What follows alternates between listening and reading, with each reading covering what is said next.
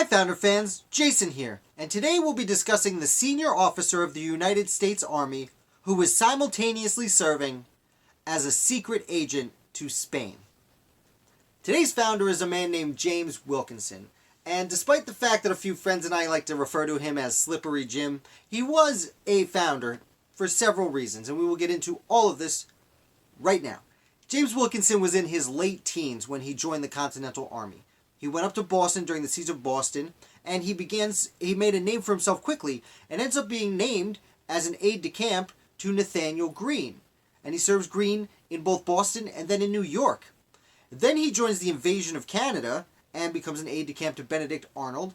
And shortly after the evacuation thereof, he becomes an aide-de-camp to Major General Horatio Gates, who was one of the top generals in the Continental Army.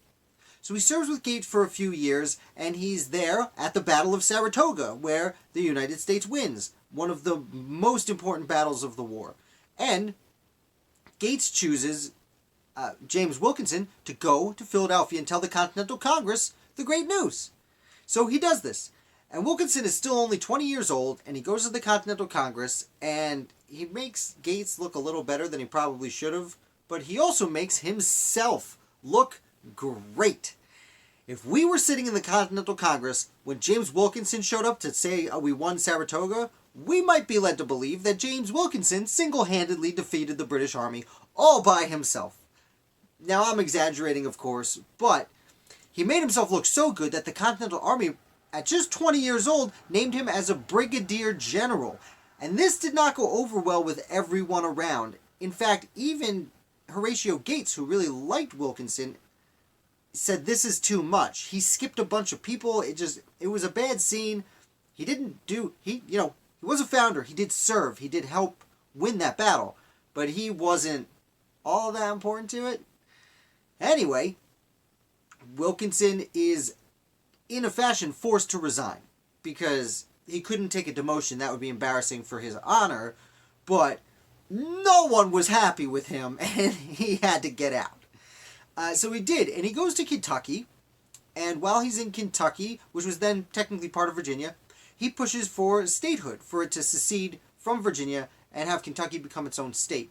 Now, while he's making this moves, he's in Mississippi, which is right on the edge of New Spain, who at the time, Spain was fighting with us in the Revolutionary War, but he's actually hired by the Spanish to...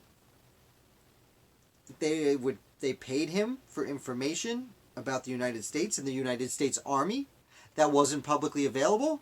And we know this because his secret agent number, his name, was Agent 13. And Agent 13 would go on to hand the Spanish information off and on for the next several decades. Now, he was still looking for some things to do. So Wilkinson ends up going to fight in the Northwest Indian War, which is an engagement I feel like I've discussed a lot recently. Confederation of Native Americans in the Northwest Territory. All these tribes came together to fight off the encroaching Americans. And that went on for a while. Believe it or not, despite having earlier resigned, when George Washington assembled the Legion of the United States, which was to fight this war, and was in essence the first United States Army, Wilkinson was in the running to lead that army. In fact, he was selected as the number 2 man in that army. Number 1 was Mad Anthony Wayne, and seemingly because of this, Wayne and Wilkinson just didn't really get along very well. Now, to be fair, Wayne kind of didn't get along with a lot of people from time to time. But to be even more fair, Wayne seemed to have found proof that Wilkinson was committing treason. And he was going to Washington, well, at the time, Philadelphia, to tell George Washington and the world that Wilkinson was committing treason. Unfortunately for Wayne, he suddenly died. That's very fortunate for Wilkinson, because even though rumors were kind of spreading that this was the case, he was elevated to become the senior officer of the United States Army, at the time called the Legion of the United States, but he would remain as senior officer for almost 15 years, including the transition when it became the United States Army. This is, after the president, the most important person in the United States military was working as a secret agent for the Spanish, Agent 13. So, James Wilkinson, the secret agent who's leading the United States Army after the Louisiana Purchase, is sent to New Orleans to oversee the creation of the United States' new Louisiana Territory, and he's named governor. And he actually goes when the American flag goes up, which, as a side note, we bought Louisiana from the French, who had only just bought it from the Spanish, and the Spanish never really left. So basically, we went in, Wilkinson and the team went in, they brought down the Spanish flag, ran up a French flag, brought it right back down, and ran up an American flag. Just to say, yeah, we passed this through France. There you go, France. Thanks. Anyway, he's leading Louisiana Territory when Aaron Burr comes to the area. Now, Aaron Burr, after he dueled with Hamilton, he wasn't charged with treason for that. He wasn't really charged with a crime for that. Maybe in New Jersey, but he didn't go back to New Jersey.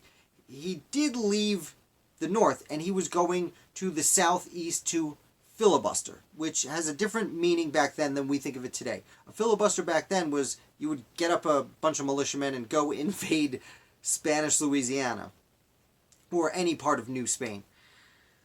And Wilkinson was one of the people accusing Aaron Burr of committing treason. Now, Wilkinson sent a bunch of letters to President Thomas Jefferson, who was the one kind of taking the lead in prosecuting his former vice president for treason. Wilkinson ends up going to Richmond, Virginia, where the trial was being held, and he is there to act as a witness against Aaron Burr. But he's confronted and asked, are these documents forged?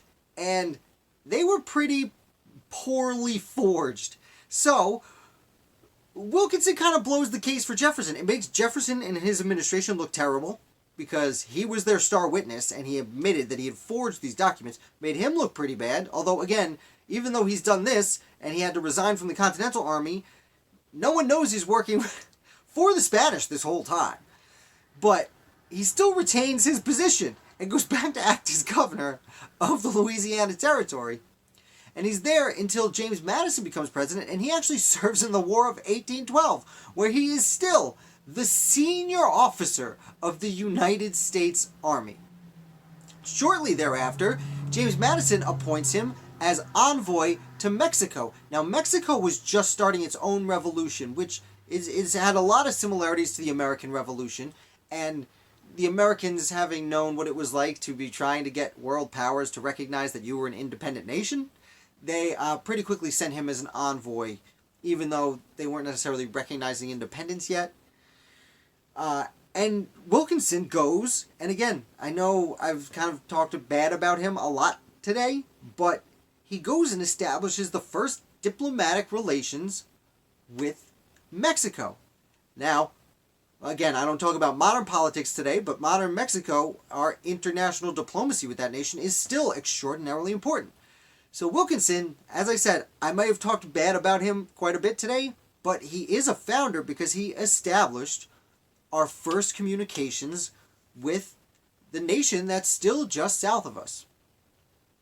So, believe it or not, I've left a lot out of James Wilkinson's story. I'm trying to keep this video under 10 minutes. It's a little bit longer than I usually make them.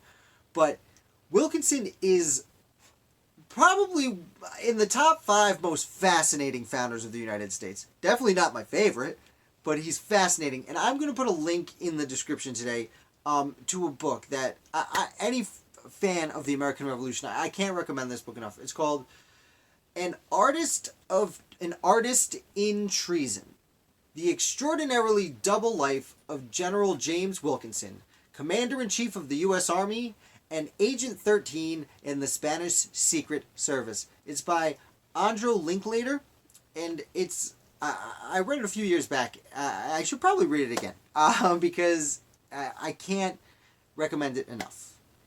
I also can't recommend enough that you hit like, and if you're new here, subscribe, because I put out videos 5 days a week. Now I'm going to get going. I will be back with another video for you tomorrow. Thank you so much for watching, and I look forward to seeing you tomorrow.